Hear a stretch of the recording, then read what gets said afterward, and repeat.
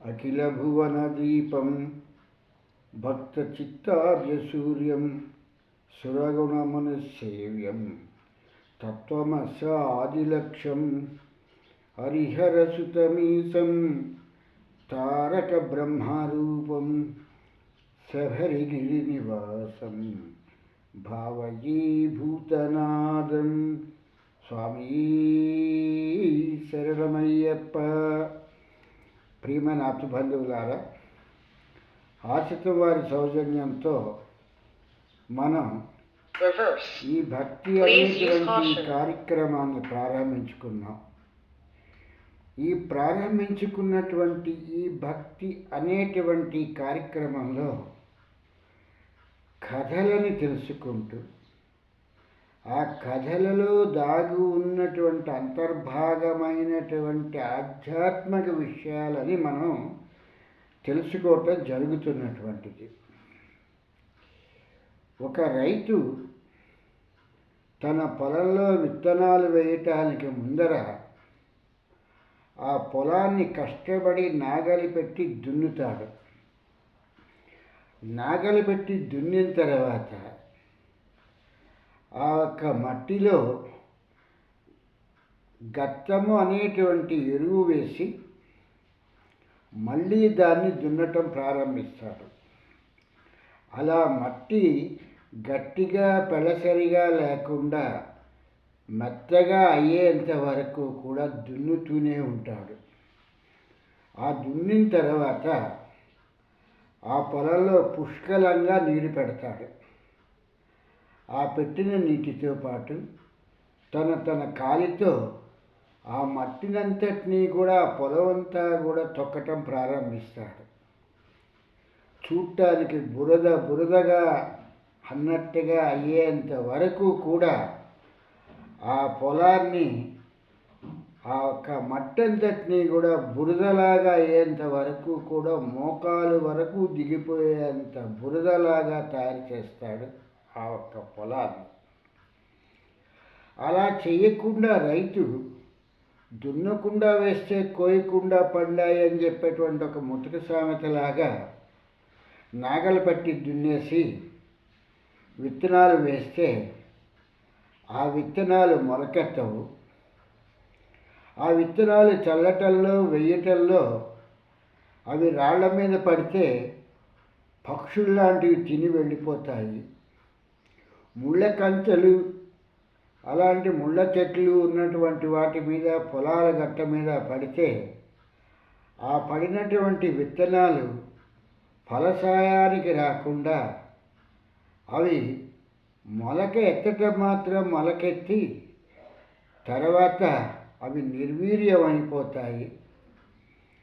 అదే ఈ బురదగా చేసినటువంటి పొలంలో ఈ ఒక్క విత్తనాలు వేస్తే అవి నారుమడిగా పెరిగిన తర్వాత వాటిని తీసి తన తాలూకు పొలమంతా కూడా ఇప్పుడు చెప్పిన విధంగా చేసిన తర్వాత నాట్లు అనేటువంటిది నాటడం మూలంగా అది నూరింతలు వెయ్యింతలుగా పెరుగుతుంది. అలాగే గురువు అనేటువంటి వాడు శిష్యుడి తాలూకు మనస్సుని తెలుసుకొని దాన్ని ముందర శుభ్రం చేయటం నేర్చుకోవాలి తప్పితే అలా శుభ్రం చేయకుండా ఆ ఒక్క పొలంలో విత్తనాలు ఎలాగైతే వేశారో అలాగే శిష్యుడు రాగానే జ్ఞానబోధ అనేటువంటిది ప్రారంభిస్తే ఆ శిష్యుడికి ఒక ముక్క కూడా ఎక్కదు. ఆ శిష్యుడు అక్కడి నుంచి ఈ గురువుకి ఏమీ తెలియదు అని చెప్పేసని వెళ్ళిపోతాడు అనేటువంటి విషయాన్ని మనం గురు చరిత్రలో చదువుకున్నటువంటి ఒక ముఖ్యమైనటువంటి విషయం. ఆ గురువు చాలా గొప్పవాడు. ఈ శిష్యుడికి పాఠం చెప్పటానికి, ఈ శిష్యుడి తాలూకు మనస్సుని అతను నిర్మలపరచడానికి, కల్మషం లేకుండా చూసుకోవటానికి అతను ఇతని చేత పనులు చేయిస్తూ ఉంటాడు. అది చూసిన శిష్యుడు గురువుగారు నాకు పాఠం చెప్పకుండా ఇంటి పనులన్నీ చేయిస్తున్నాడు అని చెప్పేసని ఆ ఒక గురువుగారిని వదిలేసి ఆ శిష్యుడు వచ్చేయటం తటస్థిస్తుంది. పర్లి వైద్యనాథ్లో ఉన్నటువంటి నృసింహ సరస్వతి దగ్గరికి వచ్చి, స్వామి, మీలాంటి గురువు దొరకటం నా ఒక పూర్వపుణ్య ఫలం కాబట్టి మిమ్మల్ని నేను ఆశ్రయిస్తాను, నాకు మీరు విద్య నేర్పవలసినది అని చెప్పేశాను అన్నప్పుడు నృసింహ జయంతి అడగటం తటస్థించింది. నాయన, నీ మొదటి గురువు గారి గురించి ఏమైంది అని చెప్పాను. స్వామి వారు నా చేత ఇంటి పనులన్నీ చేయించుకున్నవారు తప్పితే జ్ఞానబోధకి తగినటువంటి విషయ పరిజ్ఞానాన్ని అసలు నాకు చెప్పలేదు. విద్య అనేటువంటి దాని గురించినటువంటి ప్రస్తావనే చేయలేదు అనేటువంటి విషయాన్ని ఈ శిష్యుడు చెప్పటం జరిగింది. ఆ మాట విన్నటువంటి నృసింహ సరస్వతి చాలా బాధపడి, నాకన్నా కూడా ఎంతో గొప్పవాడయ్యా గురువు, నీ హృదయము కఠినముగా ఉండటం మూలంగా నీకు ఆధ్యాత్మిక చింతనను నేర్పితే ఏమాత్రము నీకు వంట పట్టదు కాబట్టి దాని గురించి ఆయన భూమిని ఎలాగైతే నాగలి పట్టి రైతు దున్ని దాన్నంతటినీ కూడా దున్ని ఎంత మెత్తగా చేసి బురదగా చేసిన తర్వాత మాత్రము విత్తనాలను నాటుతున్నాడో అలాగా శిష్యుడి తాలూకు కాఠిన్యమైనటువంటి ప్రపంచ చింతనల్లో, ప్రకృతిలో మునిగిపోయినటువంటి ఇతరిత్ర విషయాలలో మునిగిపోయినటువంటి శిష్యుడి మనస్సుని తను చెప్పవలసినటువంటి బీజం మీదకి తీసుకురావాలి అంటే బీజము 2 పొరలుగా విడిపోయి అందులో నుంచి మొలకొచ్చినట్టుగా ఈ ఆధ్యాత్మిక చింతన అనేటువంటి విషయాలు కూడా గురువుగారు చల్లేటువంటి విత్తనాలకు మళ్ళీ బీజాలకు మళ్ళీ ఇవి కూడా శిష్యుల్లో అవి మొలకెత్తుతాయి. కాబట్టి నీకు ఆయన పనులు చేయిస్తూ మెల్లమెల్లగా నీ తాలూకు హృదయము అనేటువంటి నీ మనస్సుని ఆయన మెత్తగా చేయటం ప్రారంభించాడు. ఆ విషయం నీకు తెలియక ఆ గురువు నా చేత పని చేయించుకుంటున్నాడు అని చెప్పేసని ఆయనను తూలనాడి నువ్వు అక్కడి నుంచి వచ్చేసావు.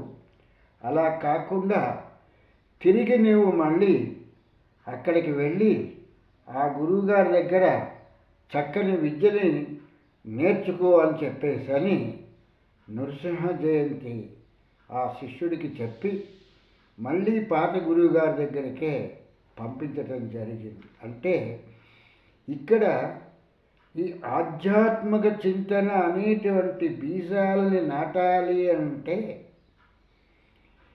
వీటికి క్షేత్రమైనటువంటి ఈ హృదయము అనేటువంటి దాన్ని నిర్మలంగా ఉండేటట్లుగాను, అప్పటిదాకా ఏవో పళ్ళు చూసుకుని ఆఫీస్ పళ్ళు లేకపోతే ఇతరితర పళ్ళు చూసుకుని ఆదరాబాదరాగా ఏదో ఉపన్యాసానికి వచ్చేసినట్టుగా వచ్చేసేసి ఆ ఒక్క మాటలు విన్నంత మాత్రం చేత అతనికి వచ్చేటువంటి ప్రతిఫలం అనేటువంటిది ఏమీ ఉండదు. కథలు మాత్రమే మిగులుతాయి తప్పితే ఆ కథలలో ఉన్నటువంటి అంతర్భాగం ఏమిటి, ఎందుకు ఇలాంటి కథలని వీళ్ళు రాశారు అనేటువంటిది ఒక్కనాడు కూడా గ్రహించలేము.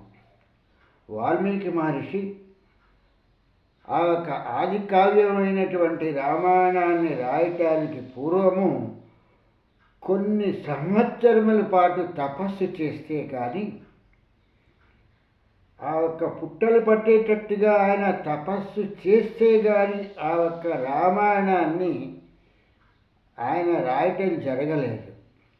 ఏదో ఆశ్రమాన్ని స్థాపించేసుకుని ఒక 4 శిష్యుల్ని పోగేసుకుని వెంటనే రామాయణాన్ని రాసేస్తాను అనేటువంటి కార్యక్రమాన్ని వాల్మీకి మహర్షి అలా చెయ్యలేదు అనేటువంటి విషయం మనం గ్రహించవలసినటువంటి విషయం. అలాగే భారతాన్ని రాసేటువంటి వ్యాస భగవానుడు సరస్వతీ నదీ తీరంలో అన్నట్టుగా బదరికావనంలో ఉంటూ ఆ ఒక్క సరస్వతీ నదిలో స్నానం చేసి ఆ ఒక వ్యాసగృహలో ఉంటూ ఆ తపస్సును ఆచరించిన తర్వాత మాత్రమే భారతము అనేటువంటి సద్గ్రంథాన్ని రాయటం తటస్థించింది. అట్లాగే భాగవతాన్ని రాయాల్సి వచ్చేటప్పటికీ చాలా వ్యాకులత చెంది, అయ్యో ఎంతో క్రూరమైనటువంటి యుద్ధాకాండలతోనూ ఎంత హింసతోనూ నిండినటువంటి భారతాన్ని రాశాను. ఇటువంటి భారతాన్న నేను వీళ్ళందరికీ అందించినది అనేటువంటి చింతాక్రాంతుడై ఉండగా నారదుల వారు అక్కడికి వచ్చి, నీవు ధ్యానం చేసిన తర్వాత, తపస్సు చేసిన తర్వాత నారాయణుడి కథల్ని రాయి అని చెప్పటంతో భాగవతము అనేటువంటి సద్గ్రంథాన్ని రాయటం జరిగింది. కనుక మనకి ఈ మహత్తరమైనటువంటి గ్రంథాలను అందించినటువంటి మహానుభావులందరూ కూడా తపస్సు అనేటువంటి దానిని ప్రారంభించిన తర్వాత మాత్రమే వాళ్ళు మనకి ఇటువంటి చక్కని గ్రంథాలను అందించడం జరిగింది.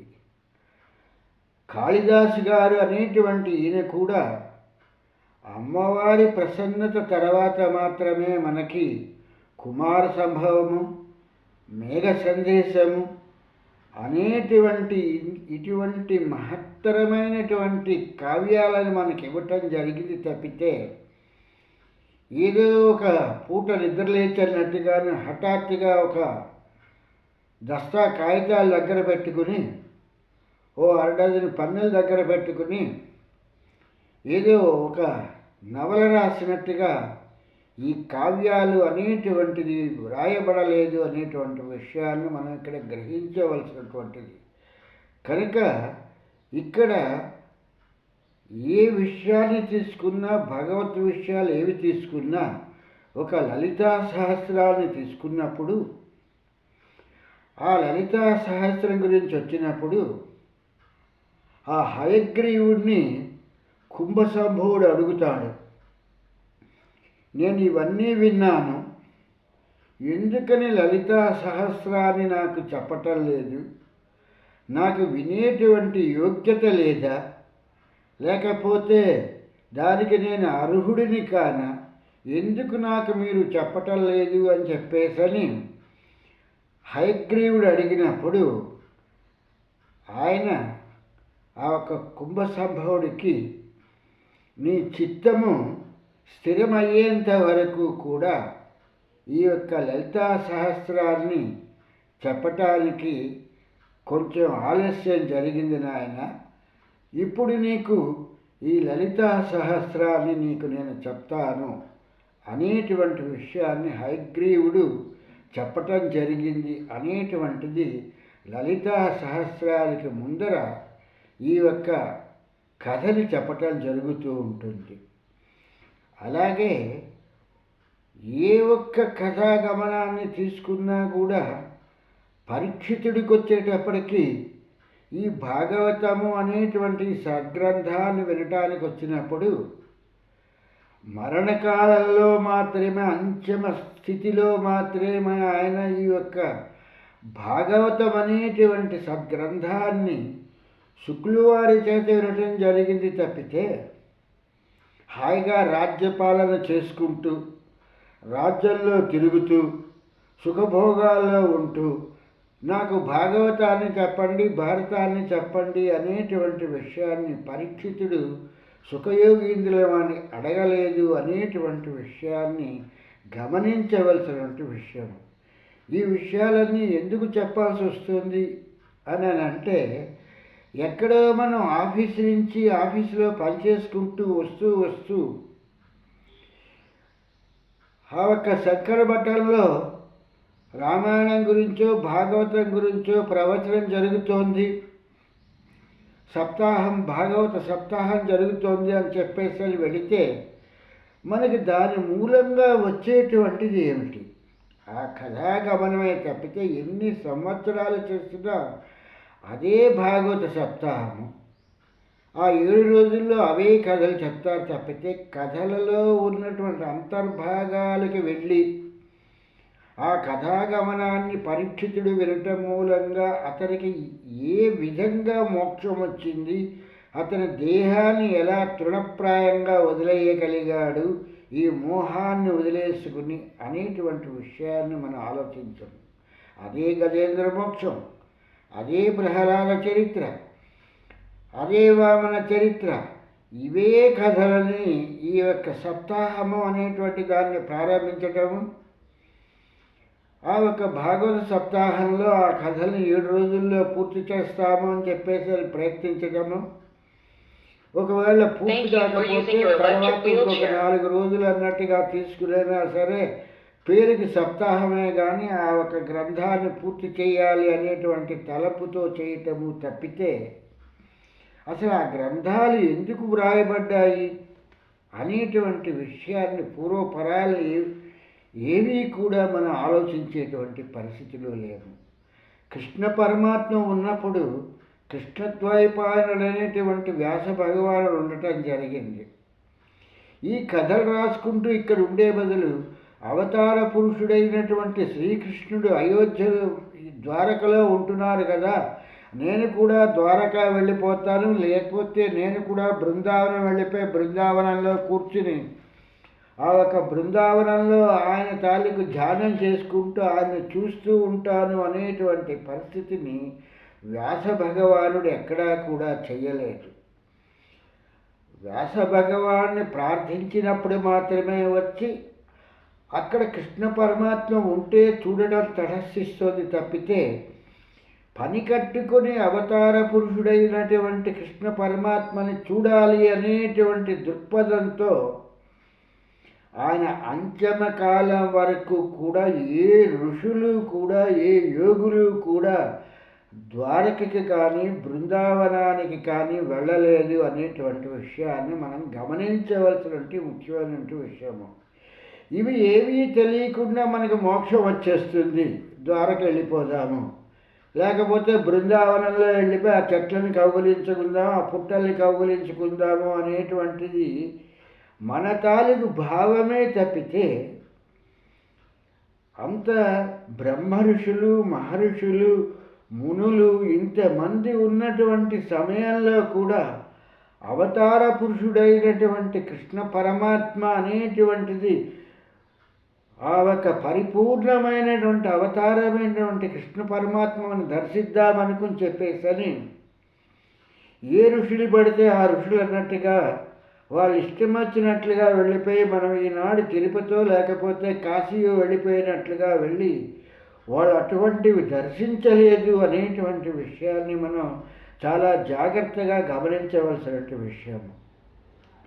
వేమన గారు రాసినట్లుగా తలలు బోడులైన తలపులు బోడుల విశ్వదాభిరామ వినరవేమ అని చెప్తారు. బోడిగుండు చేంజ్ చేసుకుని సన్యాసం అయిపోయానని చెప్పేసి సన్యాసి అయిపోయాడు, సన్యాసి కాదు సన్యాసి అయిపోయాడని చెప్పేసి కాషాయ బట్టలు కట్టుకునేంత మాత్రం చేతన అతను చెప్పేటువంటి మాటలన్నీ కూడా దైవానికి సంబంధించిన మాటలే చెప్తాడు అనేటువంటిది మనం అనుకోవటం భ్రమించటము మాయతో కూడుకున్నటువంటిది. అతను కూడా పొద్దున్న నిద్రలేస్తే 3 పూట్ల భోజనం చేస్తాడు, అతను కూడా ఏసీ గదుల్లో కూర్చునే కబుర్లు చెప్తూ ఉంటాడు అనేటువంటి విషయాన్ని మనం గ్రహించిన నాడు అటువంటి సన్యాసుల దగ్గరికి మనం వెళ్ళటం మానేసి చక్కగా ఆత్మ ప్రబోధ చేసేటువంటి ఈ యొక్క బ్రహ్మ విద్యా సాంప్రదాయానికి సంబంధించినటువంటి గురువులని ఆశ్రయిస్తాము.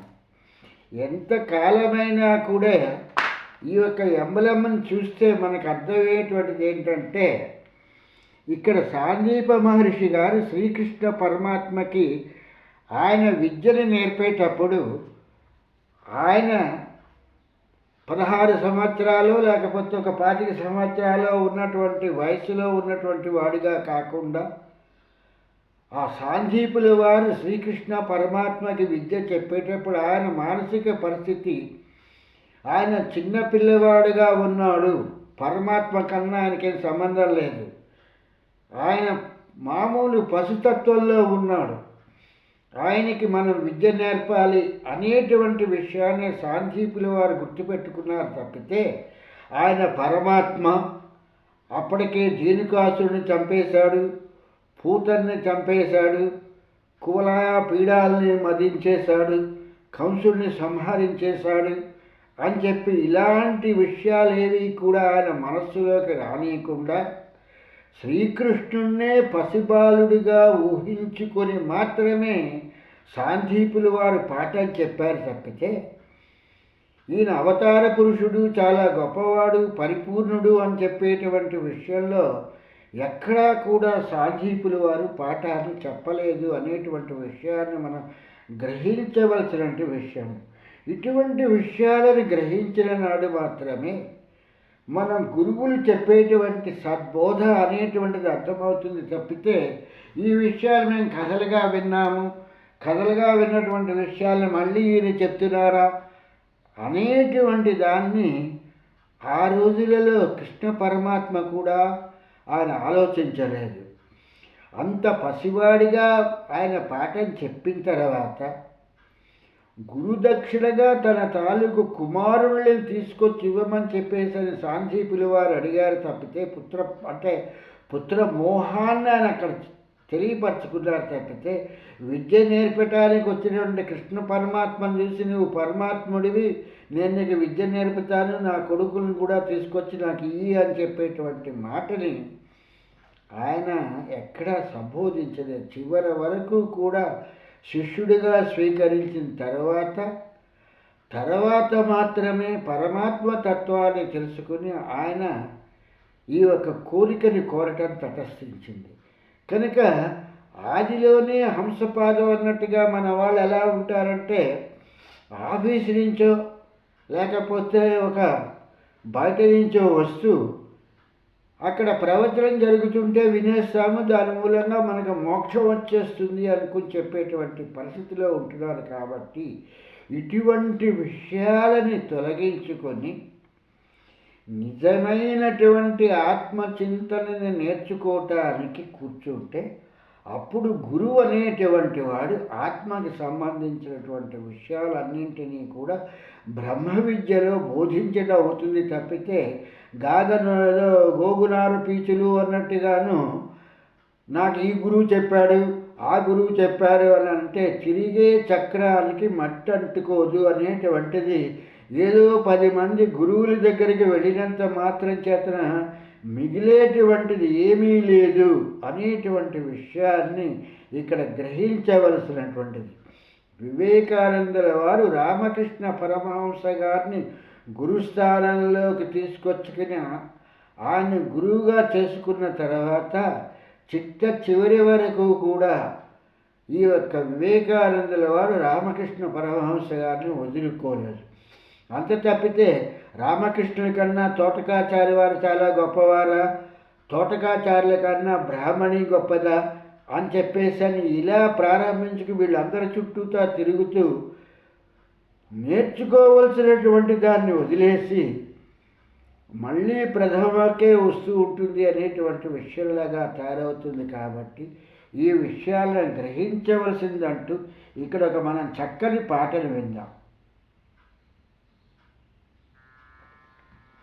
शंकर श्री गिरि नाथ प्रभु, शंकर श्री गिरि नाथ प्रभु के नृत्य विराजित चित्र सभा में, शंकर श्री गिरि नाथ प्रभु के नृत्य विराजित चित्र सभा में, शंकर श्री नाथ प्रभु के नृत्य विराजित चित्र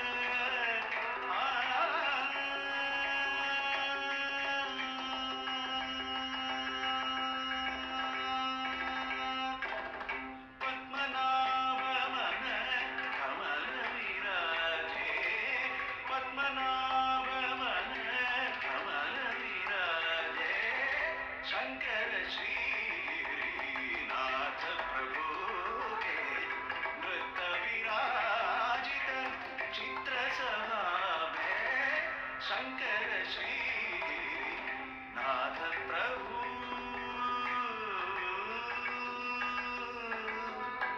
प्रभु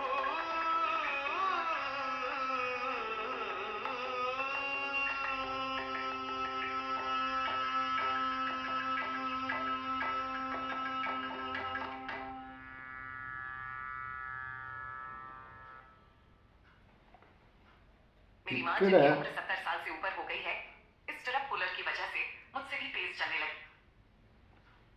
ఈ యొక్క శరీర తత్వం గురించి చెప్పేటప్పుడు, ఈ దేహతత్వానికి వచ్చేటప్పుడు, ఈ దేహము అనగానే ఇది జడమైనటువంటిది అనేటువంటిది మనం గ్రహించవలసినటువంటి విషయము. కనుక ఈ విషయాలన్నింటినీ కూడా ఆ ఒక వెంకటనాథుడి తాలూకు అనుగ్రహంతో మనం తిరిగి రేపు వీటిని తెలుసుకుందాము. అంతవరకు స్వామి కటాక్షంతో ఆ అయ్యప్పని స్వామి శరణం, స్వామి శరణం, స్వామి శరణమయ్యప్ప అని చెప్పేసి స్వామిని ప్రార్థించుకుంటూ, మంచి గురువుల ద్వారా మనకి జ్ఞానాన్ని ప్రబోధింపజేయాలి అనేటువంటి విషయాన్ని ఆ ఒక్క అయ్యప్ప కరుణా కటాక్షాలను వేడుకుంటూ స్వామి శరణం, స్వామి శరణం, స్వామి శరణమయ్యప్ప.